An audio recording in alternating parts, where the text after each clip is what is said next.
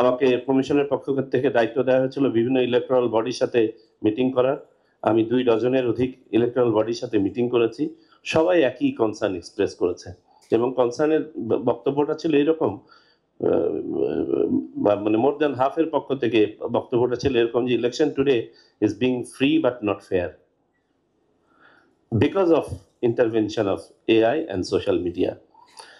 আর আরো কতগুলো আপনার গ্লোবাল স্ট্যাটিস্টিক্স সামনে এসছে যে এই ধরনের সোর্সের শতকরা 50% সোর্সকে ট্রেসই করা যায় না।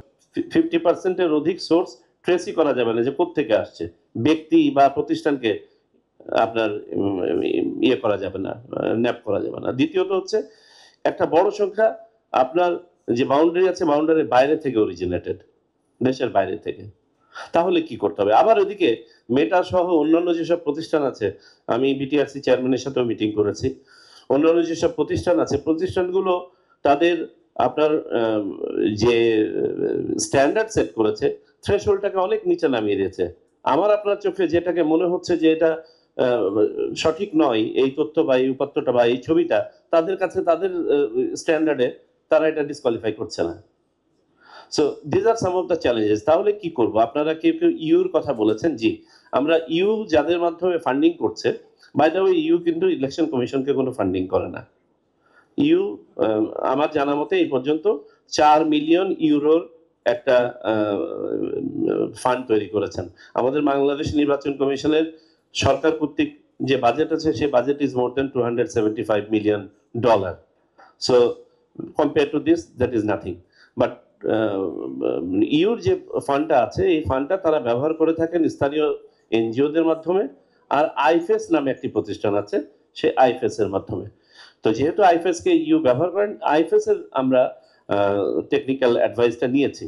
আর আইফেস এর অ্যাডভাইসটা মোর অফ আপনার সাবজেক্টিভ অ্যাডভাইস, ওদের কোনো স্পেসিফিক ক্যাপাসিটি বা কোনো টেকনোলজিক্যাল কোনো প্ল্যাটফর্ম তারা ডিপ্লয় করার সক্ষমতা তাদের নাই। টেকনিক্যাল প্ল্যাটফর্ম ডিপ্লয় করার সক্ষমতা আছে ইউএনডিপির। আমরা ইউএনডিপির সেই প্ল্যাটফর্মটার সহায়তা নিচ্ছি। পাশাপাশি আমরা আমাদের বাংলাদেশে যেসব সক্ষমতা আছে, পুলিশ, আপনার বিটিআরসি রেগুলেটরি সক্ষমতা, বিটিএমসি, গোয়েন্দা সংস্থাসমূহ, তাদেরকে ইন্টিগ্রেট করে ইনশাল্লাহ আমরা একটা স্ট্রাকচার দাঁড় করাচ্ছি সেন্ট্রালি এবং আপনার গ্রাউন্ড লেভেলে। আশা করি এতে করে যেটা হবে ইনফরমেশন ফ্লোটা ভালো হবে। এখন তাহলে আমাদের স্ট্র্যাটেজি কি হতে যাচ্ছে?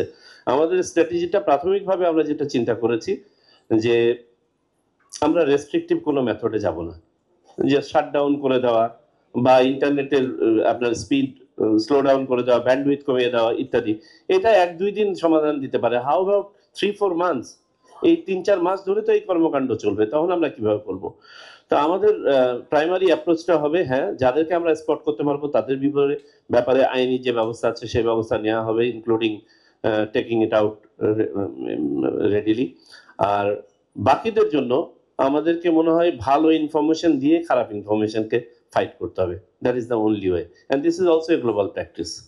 যে আমরা যত ভালো তথ্যের প্রবাহ, সঠিক তথ্যের প্রবাহ, সত্য তথ্যের প্রবাহ বাড়াতে পারবো, ততই আপনার মিথ্যা তথ্য বা অপতথ্যগুলো মাইনরিটি হবে।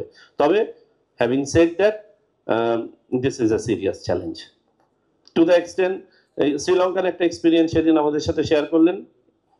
যেদিন থেকে আপনার প্রচারণা বন্ধ হয়ে যাবে তার ঠিক আগ মুহূর্তে জনৈক প্রার্থীর নাম দিয়ে এআই দিয়ে তার ভয়েস ক্লোন করে বলেছে, আমি অমুক প্রার্থীর সমর্থনে আমার প্রার্থিতা উইথড্র করলাম।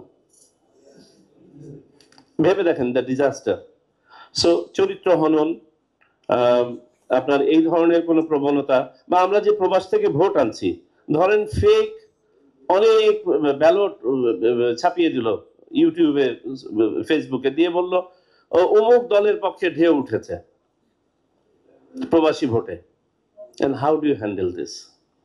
সো আমাদের প্রবাসী ভোটটা নিয়ে বলছি যে এটা হওয়ার সুযোগ নাই, তারপরে তো এটা হতে পারে।